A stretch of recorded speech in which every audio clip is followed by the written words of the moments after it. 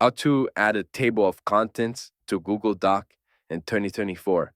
Okay, so the first thing you want to do is create new pages, right? You can do that by pressing Control and Enter. You want to create multiple pages, and then you want to go to your pages, right? And add anything you like. Let's say I want to add apple on the first page. On the second page, I want to add banana. And on the third page, I want to add grapes, right? Now, all I want to do is go to Apple, right? Select it, press on normal text, then press heading one. Now it's going to turn into a heading.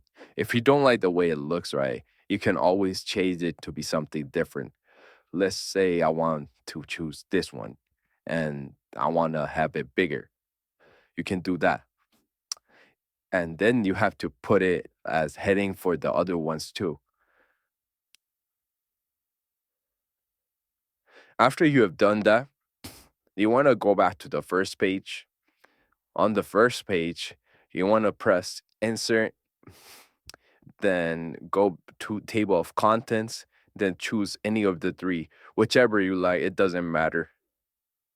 Then boom, you're gonna have a table of content right here. If this video helps you out, make sure y'all like, subscribe, and leave a comment down below if y'all need any more help.